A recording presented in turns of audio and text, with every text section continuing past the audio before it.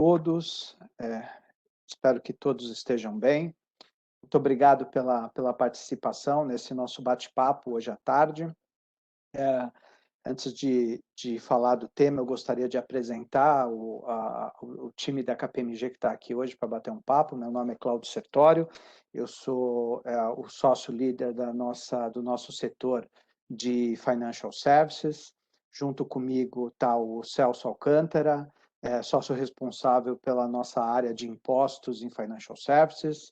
O Fábio Liceri, sócio responsável pela nossa área de consultoria, de consulting em Financial Services, e o Lúcio Anacleto, sócio responsável pela nossa área de Financial Risk Management, gestão de riscos financeiros, também de todos os segmentos dentro de Financial Services. Nós propusemos bater um papo hoje à tarde aqui para falar um pouco desse momento de transformação da indústria financeira. Nós estamos começando isso através de uma série. Hoje a gente quer falar a transformação da indústria financeira bancária, olhando a parte de banking, e na sequência a gente deve falar de insurance, asset management, meios de pagamento e mesmo a parte de real estate, formando 5 segmentos que fazem parte da nossa indústria.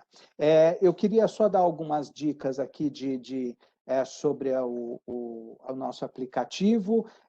Vocês têm do lado direito perguntas e respostas, então vocês fiquem à vontade para postar qualquer pergunta, qualquer comentário. Durante nossa conversa eu vou verificando aqui e endereçando as perguntas conforme surgirem. Também para uma melhor visualização talvez das telas e até das enquetes que a gente pretende fazer, eu sugiro talvez vocês olharem a barra que aparece logo do lado direito, né? Ela faz mover ali para a direita ou para a esquerda o tamanho dos espaços, então isso quanto mais centralizado pode ficar melhor, com uma melhor visualização das perguntas. E acima das fotos tem um espacinho chamado layout. Se vocês colocarem no layout grade, e também tem uma outra opção, vocês cliquem como sugestão o layout grade, também o layout ocultar vídeos desligados, alguma coisa assim, pelo menos aparece só os vídeos ligados e assim também fica uma melhor visualização. Muito bem, a gente está passando por um momento de transformação da indústria financeira que nós entendemos na KPMG que ele é muito motivado pelo que o mercado diz que é a experiência do cliente, client experience. Isso é o que tem feito tem dado um grande impulso para todas as discussões e movimentos no setor financeiro, especialmente no bancário. Atrelado a isso, nós temos também um grande movimento aí por fatores de mercado, como a redução de taxa de juros e os aspectos de tecnologia, novas tecnologias, novas fontes, novas ondas de tecnologia. E nesse sentido, eu queria lembrar a todos que o setor financeiro sempre foi muito pródigo em aplicações de tecnologia, sempre foi um setor pioneiro em aplicar sempre novas tecnologias, razão pela qual o setor financeiro tem tecnologias muito desenvolvidas e comparáveis a grande parte do que é visto no mundo. Nós temos também uma discussão muito grande que a gente vai procurar debater hoje, que tratam-se das questões de um banco como provedor de serviço vis-à-vis um banco como provedor de crédito. Para cada uma dessas atividades, e em especial para as atividades de crédito, existe uma complexidade e riscos, uma gestão de risco muito maior.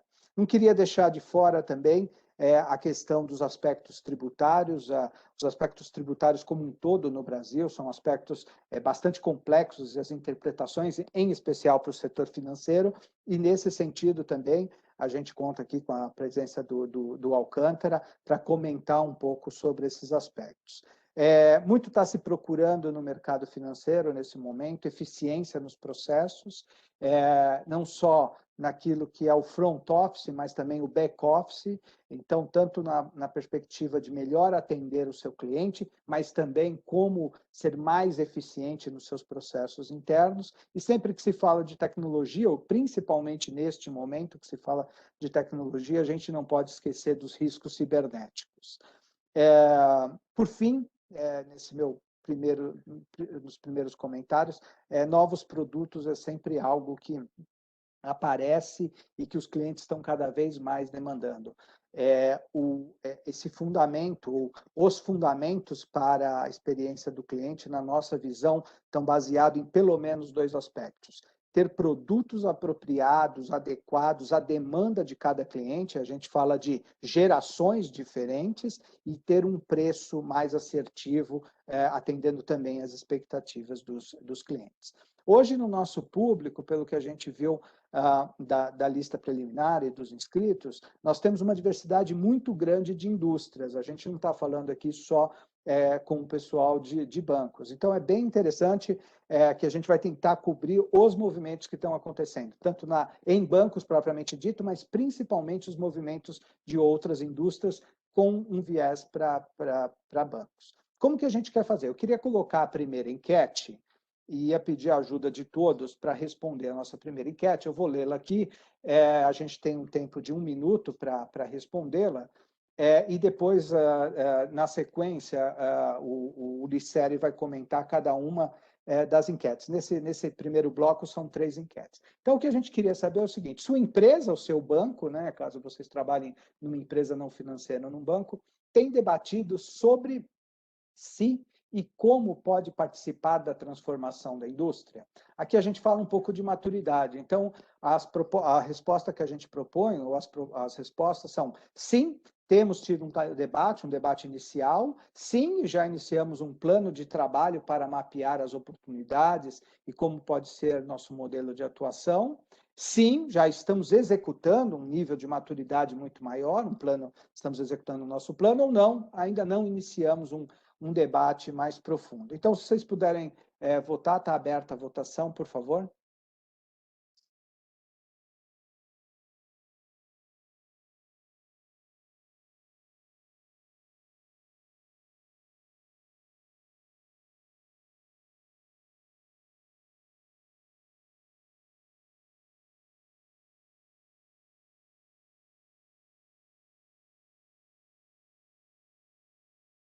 Legal, bem interessante. Acho que a gente tem uma divisão aqui: 20% da primeira resposta, 20% da segunda, 33 e 20. Aqui só justificando a matemática, esses percentuais em relação a todos os participantes e não só os respondentes, por isso que aqui não fecha exatamente em 100%. Se a gente puder passar para a segunda pergunta, por favor, para a segunda enquete.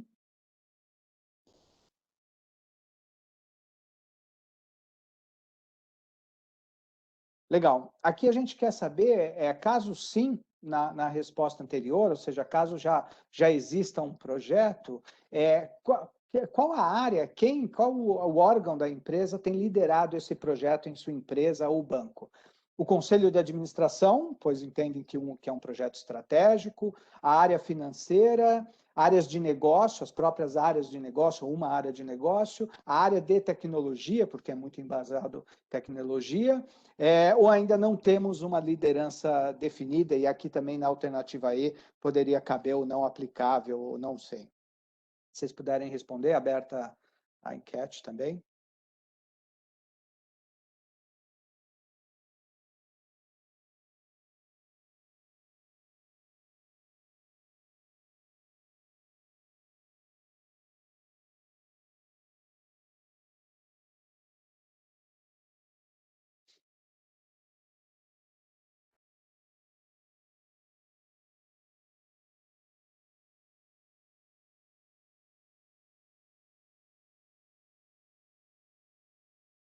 A gente já tem o resultado.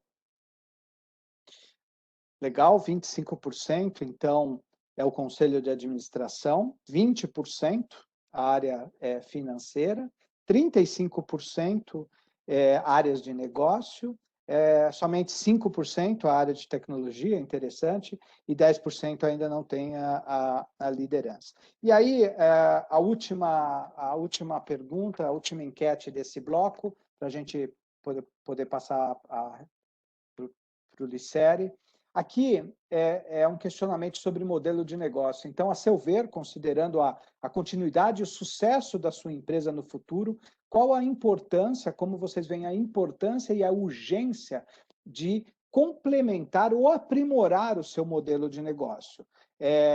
Caso não seja uma organização financeira, qual a relevância de conectar o tema Financial Services ao seu negócio? A gente quer saber o quão realmente todos estão olhando para os negócios e serviços financeiros. Aí a alternativa A é muito importante, pois caso contrário podemos perder competitividade.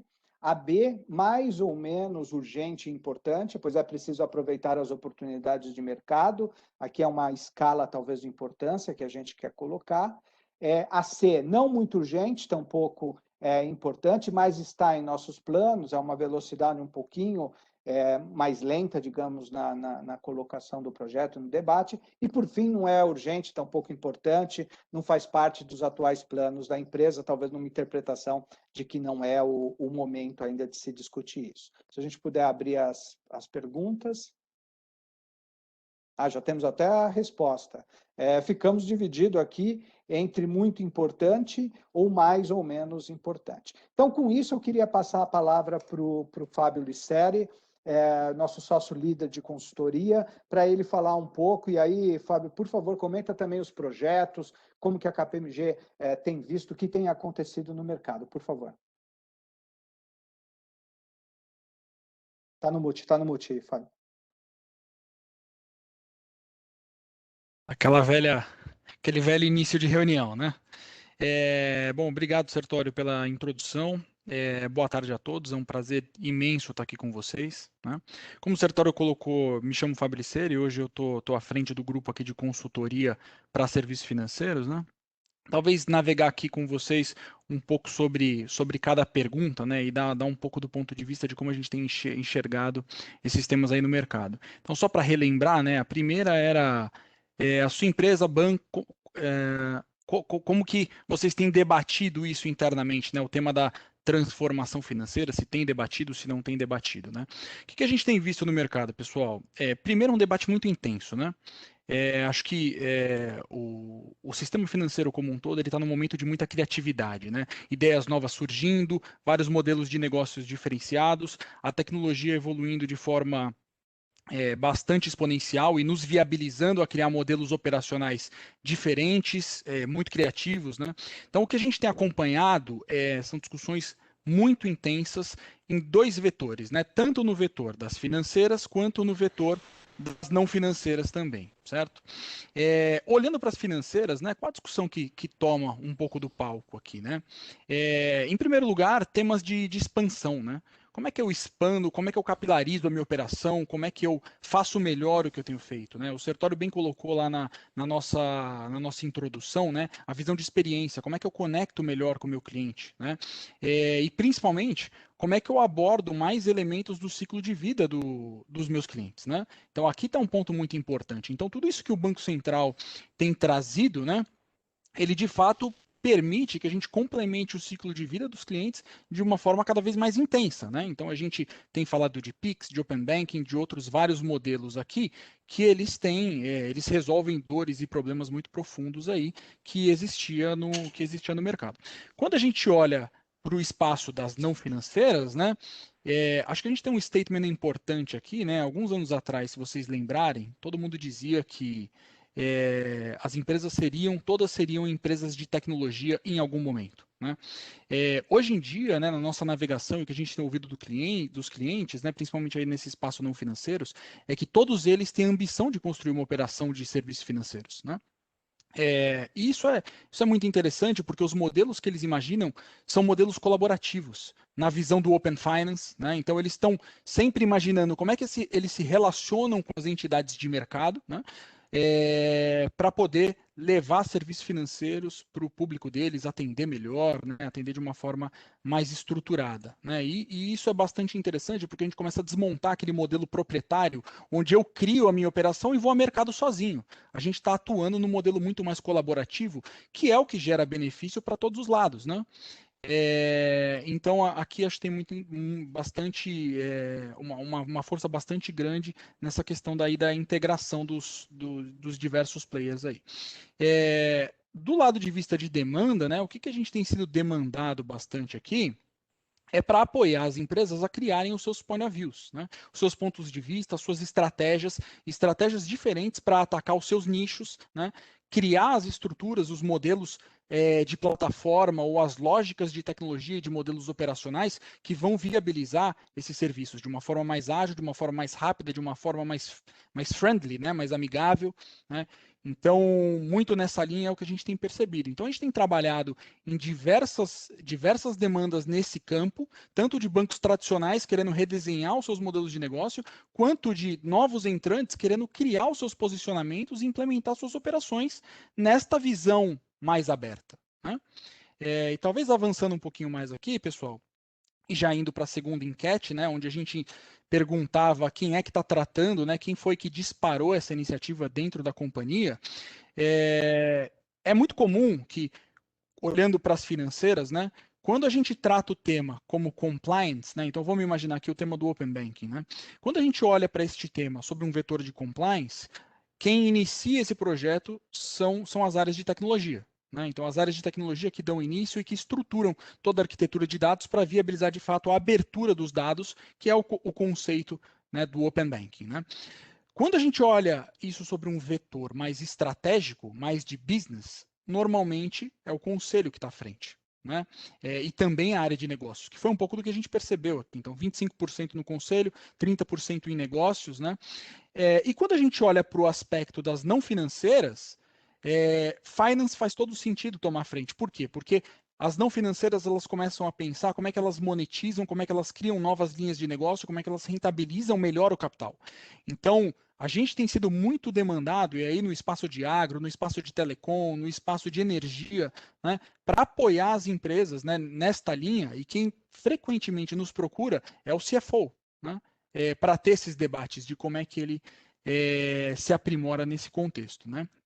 Então, como eu coloquei, né, acho que a gente tem feito aí trabalhos de vários perfis e de vários estilos, mas todos eles dentro de um conceito de strategy e num conceito de transformação de modelos operacionais, de digitalização, de modelagem de plataforma, combinando todos esses elementos para gerar valor aqui.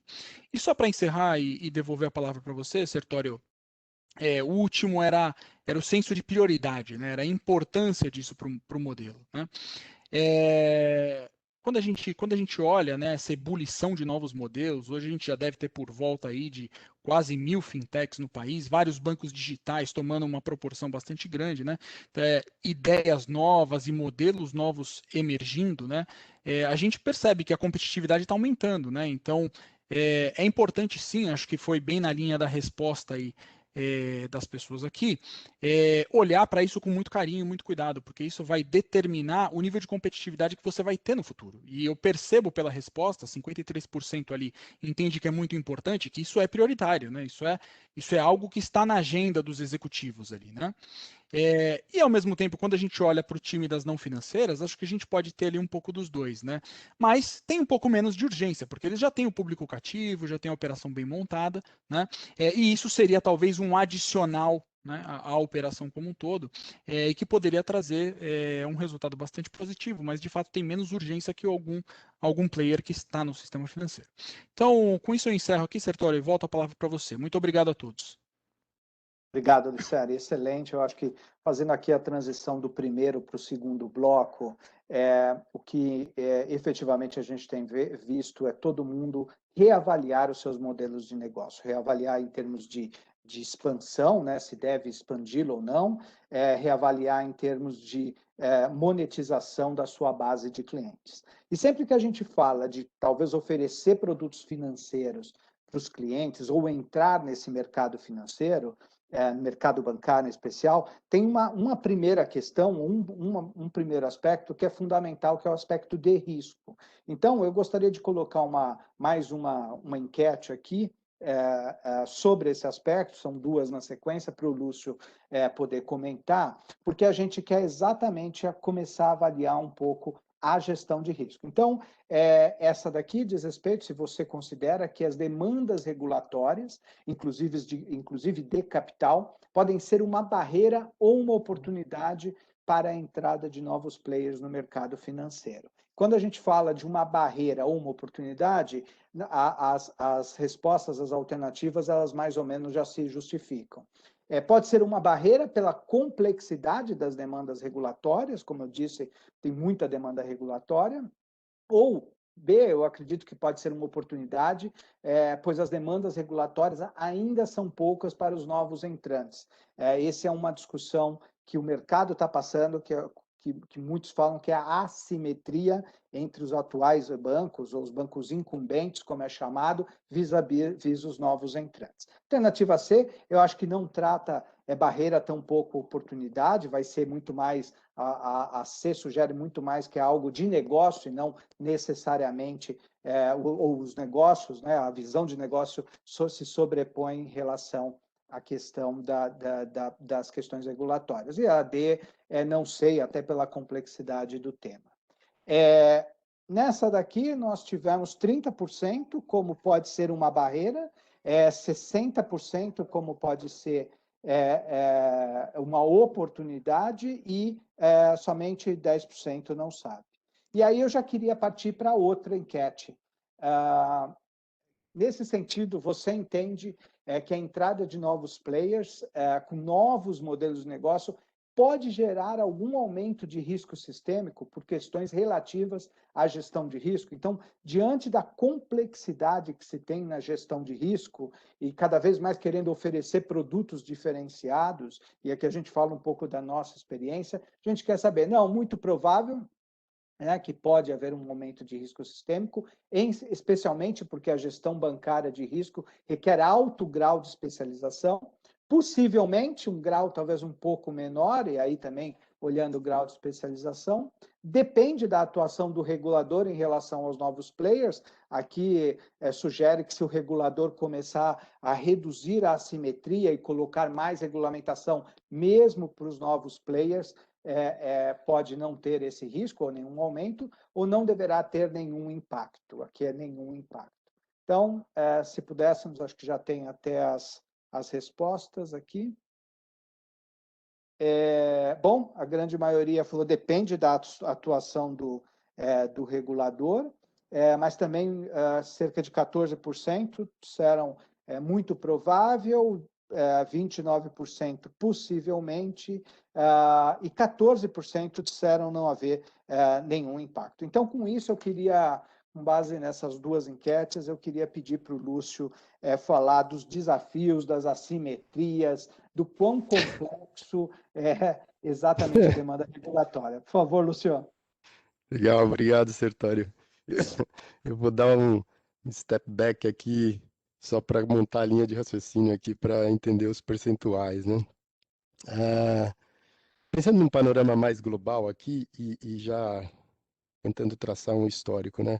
O ano passado, o BIS emitiu um paper sumarizando as principais políticas em resposta à pandemia e encorajando o uso do digital finance, né? Então, basicamente era a redução de Know Your Customer para facilitar o onboarding remoto, né? Uso de canais digitais, redução de custo, suporte às fintechs, sandbox, tem uma série de assuntos.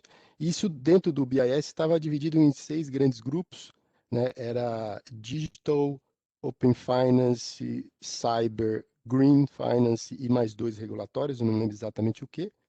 E quando você olha para o Brasil, em termos de agenda regulatória, como tom, segue muito mesmo, assim, é muito alinhado com o BIS, mesmo porque nós somos, nós estamos alinhados nas boas práticas, né, do BIS. Então, a gente tem aqui, teve o PIX, vai ter o Open Banking, a gente está revendo a política de cibersegurança, está revendo requerimentos de capital.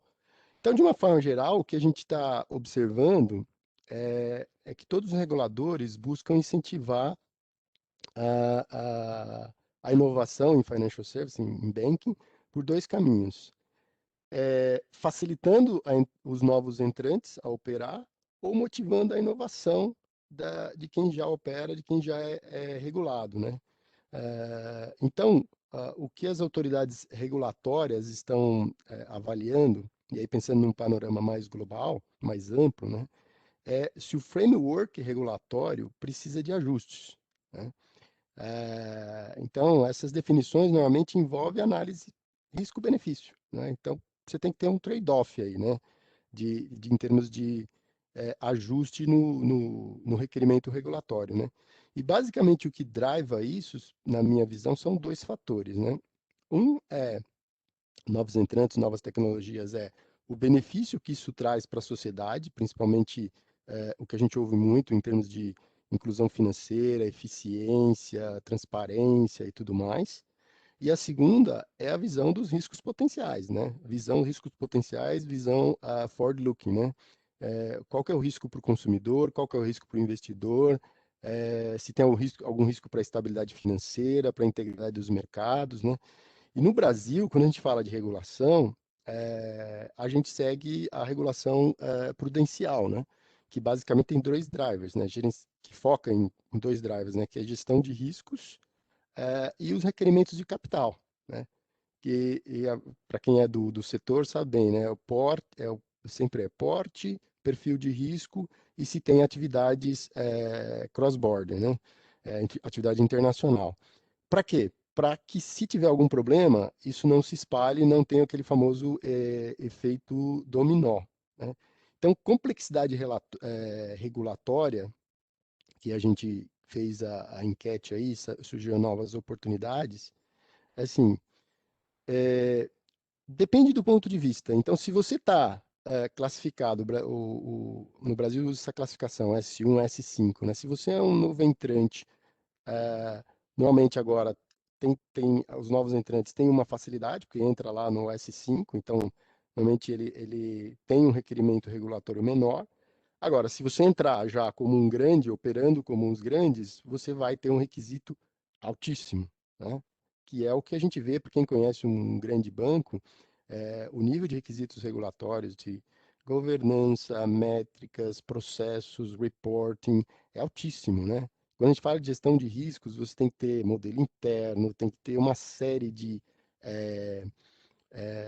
reportings para reguladores, você tem que ter informação quantitativa de forma granular, você tem que apresentar, tem que disseminar cultura de riscos na organização, estabelecer comitês, né? Então e tudo documentado, testado, tem um tracking gigante que tem que estar por lado dentro da instituição financeira. E se a gente ampliar, falar de controle interno, ouvidoria, registros contábil, fiscal, gerencial, compulsório. Então, parece simples, mas é bastante complexo quando você está dentro, olhando na perspectiva de uma grande instituição. Então, acho que o desafio aí que eu vejo as autoridades, principalmente pelo lado das autoridades, é maximizar os benefícios trazidos pelos novos entrantes e, ao mesmo tempo, mitigar o risco do sistema financeiro, né? Então, seja por meio de requerimentos regulatórios e de capital, né? Na segunda pergunta, a gente teve que depende da atuação do regulador. Concordo plenamente com o resultado desse 43% aqui, na minha visão. A gente, como o Lisseri comentou, a gente vê um volume crescente de novas fintechs entrantes, né? E principalmente as pequenas, né, que são financiadas aí por FDICs, que estão entrando agora estão entrando muito no crédito, né? Mas ainda do ponto de vista, se você vê o sistema como um todo, ainda tem muito a crescer, né? O volume de crédito hoje do sistema financeiro é algo em torno de 4 trilhões de reais, algo assim, né? Então, a última estimativa que eu me recordo, não sei se foi pela associação, alguma das reportagens, que as fintechs pretendem chegar até 2025 com 300 bilhões que ficaria na casa de 10%. Então, à medida que vai ganhando relevância, a regulação vai se alinhando para cobrir o risco sistêmico. E a gente não pode esquecer das big fintechs, né? Porque você tem fintechs de todo tipo aqui, né? Mas tem as big fintechs, né? Que esse ano aí tiveram injeção de capital, aí, as grandes, as mais famosas, e pretende intensificar e crescer no mercado de crédito, né? E ainda depende do regulador, quando a gente fala de risco sistêmico e regulação, uma outra coisa importante que a gente não pode esquecer é um eventual domínio de big techs, né? Tem as big techs também, tem fintechs, big fintechs e tem as big techs, né? E como o regulador digita regula, né? Um mundo cada vez mais digital, né? A fronteira, o que é escopo de regulação do que não é atividade regulada, fica cada vez mais desafiadora, né? Ou seja, as entidades reguladas começam a competir também com a tecnologia sem fronteiras, né? Então tem até eu estava lendo essa semana que passou, que a Comissão Europeia propôs regras para impedir que as empresas digitais adquirissem empresas financeiras, né? Para se aproveitar da massa de dados, né? E tentar fazer algo contra os tradicionais, as empresas, o sistema financeiro tradicional e as empresas de pagamentos, né?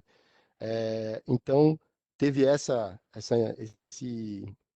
regulação proposta lá pela Comissão Europeia, as regras, como objetivo final, era impedir que essas grandes empresas concedam empréstimos, né, sob medida para as pessoas. Então, aproveitar de uma base de dados, se aproveitar dos canais, se aproveitar das informações, ou seja, tem Big Techs também, que tem um pilar que pode crescer muito, né?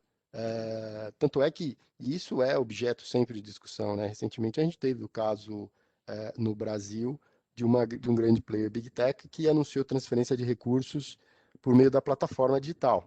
Ele teve que voltar atrás e teve que se discutir, porque isso influencia o mercado de forma significativa, né? Influencia o sistema, né? Então tem que olhar do ponto de vista do nosso CAD aqui, se tem questão de monopólio, risco operacional, ver se tem risco de liquidez, risco sistêmico. Não é simplesmente sair operando, né? Então, esse debate de assimetria regulatória é bastante importante para evitar uma eventual arbitragem regulatória por uma nova Big Tech ou por alguém que venha a colocar risco dentro do sistema como um todo, né? Excelente, Lúcio. Obrigado. Eu acho que uma mensagem que a gente gostaria de deixar nesse bloco é que, até em linha com as respostas das enquetes, quem vê oportunidade ok, deve ver as oportunidades, mas deve saber também que vai ser demandado, vai ser necessário uma preparação sobre os aspectos regulatórios. E tão complexo quanto os aspectos regulatórios, nós entendemos que existem os aspectos tributários. Então, nesse sentido, já começando uma próxima enquete aqui, que eu quero que o Alcântara comente, e a gente sabe que a carga tributária, especialmente para as instituições financeiras, é uma carga tributária muito elevada, hoje chegando a 50%, quando a gente olha imposto de renda e contribuição social, mas tem outros tributos. O que a gente quer saber é o seguinte, e está se mudando os meios, né, e a forma de transacionar. Então, a seu ver, a transformação da indústria financeira, especialmente os novos modelos de transação, pode gerar novos impostos e outras formas de tributação. O que a gente quer saber aqui é se quem entrar ou quem revisitar o seu modelo de negócio, pensando no status atual, seja regulatório, mas também tributário, e aqui tributário, se isso tem um impacto. Então, sim, muito provavelmente haverá novas tributações, sim, provavelmente haverá novas tributações, mas sem muita relevância. Não, entendo que não haverá novas tributações, ou não sei. Acho que já temos as respostas.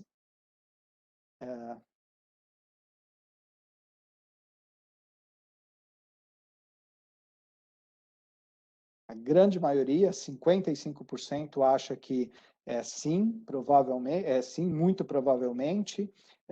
Em segundo ficou não, entendo que não haverá novas tributações. Aí 9% entende sim, provavelmente haverá novas tributações. E tem mais um questionamento que a gente gostaria de fazer na próxima enquete, por favor. Assim eu passo para o Alcântara poder comentar. As estratégias relativas à transformação da indústria financeira de sua empresa ou banco consideram os possíveis efeitos tributários? A alternativa 1 é sim, faz parte dos debates, planos, e é um ponto de preocupação. A alternativa 2, sim, faz parte dos debates, planos, mas a avaliação é que não é uma questão relevante. A 3 é não consideramos os aspectos tributários em nosso debate, o plano, e não sei informar. Então, se vocês puderem optar por uma das alternativas para podermos encerrar essa enquete.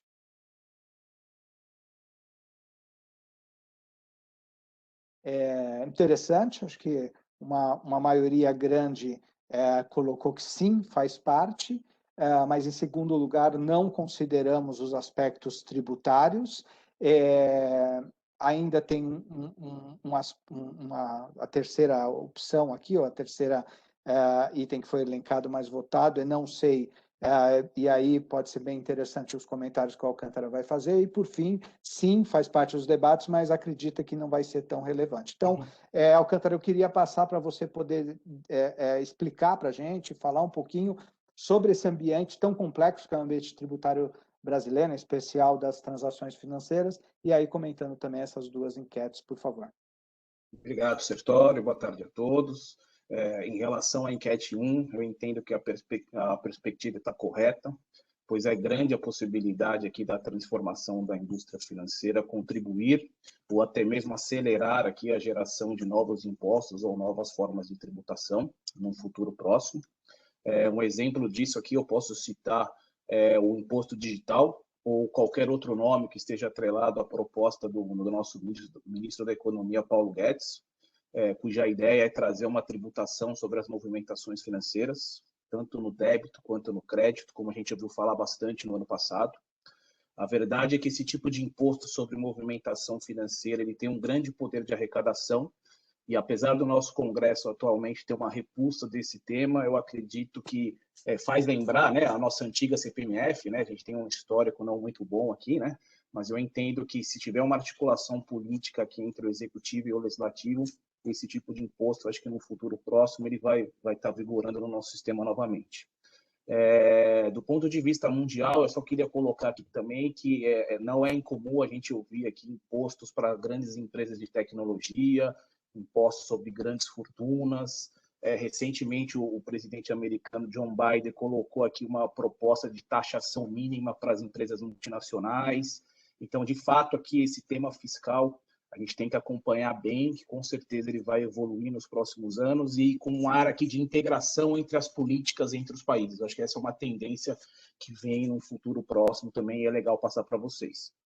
Outra coisa importante que a gente é importante destacar aqui é que, apesar de toda essa evolução do ambiente regulatório que a gente está abordando hoje, a legislação tributária ela ainda não foi regulada para a maioria dos temas. Então, na prática, não há uma previsão legal específica para alguns temas envolvidos as fintechs, as sociedades de crédito direto, as sociedades de empréstimo entre pessoas. Então, a legislação fiscal ela sempre vem num momento posterior para fazer essa regulamentação. A velocidade não é a mesma. Então, aqui a gente tem alguns assuntos, por exemplo, possibilidade da adoção do lucro presumido, ou obrigação pelo lucro real, reflexo no PIS/COFINS, se eu faço pelo regime cumulativo, regime não cumulativo, tributação aqui se eu considero receita bruta para fim de PIS/COFINS ou considero que como uma receita financeira a oferição dessa nova receita. Então, aqui o importante, a mensagem que eu queria passar para vocês é que na ausência de previsão legal específica, a norma tributária ela tem que ser aqui para resolver os problemas do dia a dia, a gente precisa interpretar a legislação atual, ainda que ela não esteja completa, com o uso de doutrinas e da jurisprudência. Então, esse é o que a gente tem mais visto no dia a dia e ajudando aqui os players do mercado nesse setor. E aí, voltando em relação à enquete 2, que o Sertório comentou bem, a complexidade da área fiscal para o mercado financeiro, né? O Sertório adiantou, de fato, aqui a gente tem uma carga nominal de quase 50%, somado aqui os tributos diretos, mas um item que eu queria também ressaltar, que a própria atuação dos reguladores ela é diferenciada no mercado financeiro. Então, a própria Receita Federal ela tem uma delegacia de atendimento aqui específico para as instituições financeiras, chamada DEINF, e também o Banco Central, a SUSEP ou a ANS, eles acompanham bem de perto aqui registro contábil de provisões para riscos fiscais, créditos tributários, dentre outros aspectos. Então, aqui o regulador ele é bem atuante, e isso é uma coisa que tem que ressaltar aqui para vocês. Voltando um pouquinho aqui, essa comparação que o Sertório comentou, acho que é legal a gente fazer uma comparação aqui da carga tributária de um banco com a carga tributária, por exemplo, de uma sociedade de crédito direto, que é uma estrutura prevista na resolução CVM 4656, para regular aqui o formato de plataforma, né? Então, quem quer emprestar a outra pessoa física ou jurídica e quem quer tomar o dinheiro emprestado. Então, se existe uma figura jurídica específica e para fins regulamentares é considerada uma instituição não financeira. Então, se a gente for olhar aqui, fazer uma divisão entre tributos diretos, tributos indiretos, a gente tem, como o Sertório disse, uma alíquota nominal do imposto de renda de 25%, tanto para o banco quanto para essa sociedade de crédito direto, mas o grande diferencial é em relação à contribuição social. Enquanto uma empresa não financeira, no nosso caso aqui, a sociedade de crédito direto, paga 9% de contribuição social, o banco ele tem uma alíquota de 20%, então de cara a gente já tem uma diferença de 11% aqui em relação à contribuição social, e essa diferença ela pode ainda aumentar ainda mais se uma medida provisória, a medida provisória 1034, ela foi convertida em lei, que ela aumentou a alíquota da contribuição social para 25%. Então, essa alíquota de 50% que a gente está comentando aqui, ela é a combinação da alíquota do imposto de renda de 25% e a alíquota da contribuição social de 25%. Então, aqui, eu acho que o governo aqui realmente ele é um grande sócio aqui das empresas, né? 50% aqui do lucro você já vai ter a tributação, e isso é uma carga bem elevada, e é a primeira grande diferença. Falando em termos de tributos indiretos, quando você fala o PIS e COFINS, os bancos eles adotam um regime não cumulativo, então ele tem um percentual de alíquota de 4,65%, enquanto uma empresa não financeira ela tributa com alíquota de 9,25%, que é o regime não cumulativo. Então, a alíquota aqui, você fala, a alíquota é mais alta? Sim, é mais alta, mas você tem possibilidade de tomar crédito. Então, aqui, de fato, na prática, pode ser que uma empresa não financeira pague menos imposto em relação ao PIS e COFINS. E um outro item aqui relevante é que você não tem, nessas novas tecnologias, a previsão para tributar o ISS, enquanto o banco, você tem ali a lista efetiva federal, que exige essa tributação do imposto sobre o serviço, que isso a alíquota ela depende de cada município, né? No caso de São Paulo é 5%, então uma empresa aqui não financeira, para esse caso, não estaria sendo tributada. Então, somando aqui imposto de renda, contribuição social, PIS, COFINS e ISS, a gente pode chegar aqui numa carga tributária nominal, sem falar em relação à base de cálculo, que também tem as suas peculiaridades, né? O banco e uma empresa não financeira têm regras específicas, uma carga tributária combinada de 59,65% para um banco, numa carga tributária nominal de 43,25% por uma empresa de sociedade de crédito direto, que é o exemplo que a gente está usando. Então, uma diferença bem relevante, quase 16,4%. Então, esse é um item muito interessante para apontar para vocês. E aí, nesse sentido, eu acho que é importante frisar isso que o Sertório comentou, a avaliação da parte fiscal é fundamental para os atuais participantes, né, do sistema. Eu acho que tem que conhecer bem aquilo que o Sertório disse, né? Existem, sim, as oportunidades, mas precisa saber bem aqui o que precisa ser feito para não trazer risco aqui nesse processo inteiro. Eu acho que era isso que eu queria destacar, Sertório. Fico volto para você. Obrigado, Alcântara, e sempre que eu falo dessa discussão, eu ouço essa discussão tributária, e principalmente quando isso possa a se tornar um contencioso fiscal tributário, é algo que acontece hoje e o desfecho se dá daqui muitos e muitos anos. Então, essa complexidade ainda na linha do tempo ainda traz talvez mais um agravante. Bom, eu queria partir para a última enquete aqui, que é algo talvez meio um desfecho de vários aspectos que nós comentamos. Então, ao seu ver, o que poderá ser o maior desafio na transformação da indústria financeira, aí sobre todas as perspectivas, né, tanto de bancos atuais como outros participantes que não sejam bancários. Então, quais seriam? Identificar o modelo de negócio ideal. O segundo, as demandas regulatórias. O terceiro, gerenciar os novos riscos advindos da atividade financeira. O quarto, a letra T, são os talentos, sobretudo para contratar e reter profissionais capacitados que possam atender aspectos regulatórios, desenvolvimento de produtos e assim por diante. E a quinta alternativa, riscos relacionados à tecnologia. Então, se vocês puderem concluir a votação.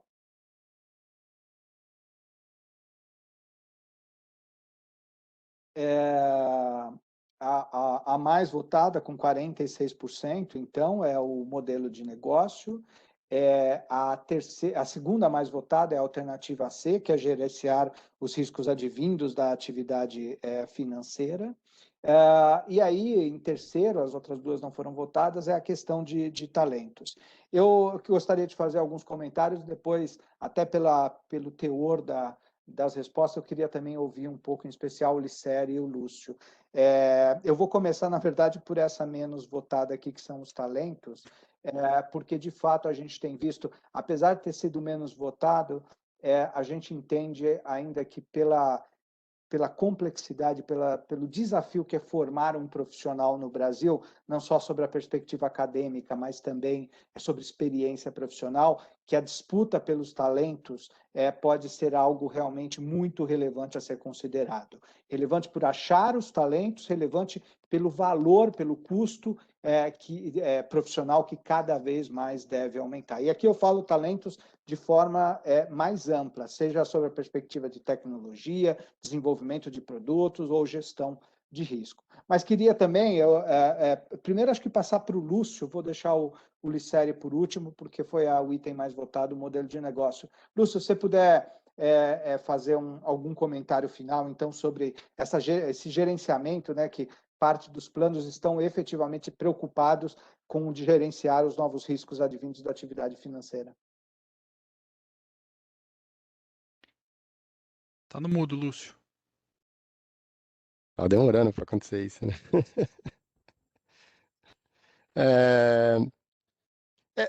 Primeira coisa, Sertório, para comentar, eu achava que a gente ia ter no resultado da enquete riscos relacionados à tecnologia, né? Por conta de cibersegurança, todos os processos de cybersecurity, né? Autenticação, criptografia, etc. Me surpreendeu, mas vamos lá. Eu acho que, como eu tinha dito, eu acho que aqui o que é mais importante, e de certa forma isso acontece, é esse trade-off do regulador em olhar a sociedade, olhar todos os participantes e fazer algo num processo bem estruturado, né? Eu acho, na minha visão, que o Open Banking tá acontecendo isso, está sendo um processo conduzido na perspectiva de um framework regulatório, me parece bastante sensato em termos de estruturação, né? E ele não é só regulatório, lembrando, regulação mais autorregulação, né? Então, para o público em geral que esse ano tem um processo de comunicação muito forte, né? Muito massivo, né? Isso começou estou dando uma visão cronológica, né? 2017, 2018 teve o processo de benchmark, o processo de discussão com a indústria, análise de vantagens e desvantagens. Em 2019 a gente teve o edital de consulta pública para o mercado, então todo mundo poderia enviar as opiniões, né, da regulação guarda-chuvas, né? A regulação guarda-chuva ela tem todos os requerimentos mínimos, os controles e o cronograma faseado, né? Então acho que o processo está sendo bem conduzido e é uma implementação faseada, mesmo que isso vai ocorrer aí durante os próximos meses, mas ela foi toda faseada e planejada, né? Então, acho que, de forma geral, é isso, Sertório. Obrigado, Lúcio. E, Fábio, eu queria que você fizesse talvez mais alguns comentários, porque, de fato, aonde tem as preocupações, os desafios, tem as oportunidades. Então, quase metade do pessoal aqui colocou que identificar o modelo de negócio ideal. Se você puder comentar rapidamente para a gente já poder ir para o final. Sem dúvida, Sertório. Eu acho que essa é uma discussão muito frequente que a gente tem, né? Como eu coloquei lá na introdução lá do bloco, o que a gente tem trabalhado com os clientes intensamente é em estratégia de como se posicionar em serviços financeiros dentro do teu negócio. Acho que aqui eu traria 3 vetores, né? Talvez que a gente poderia explorar aqui. Vetor 1, clientes. Vetor 2, colaboradores. E vetor 3, fornecedores, né? Quando a gente olha, por exemplo, uma atividade não financeira. Então, de fato, tem a sua complexidade em entender qual a melhor forma de começar, por onde eu começo, por que eu começo por esse lado, quanto de capital isso vai me consumir, né? Então, todas essas análises aqui, elas não são simples de ser feitas, elas trazem a sua complexidade.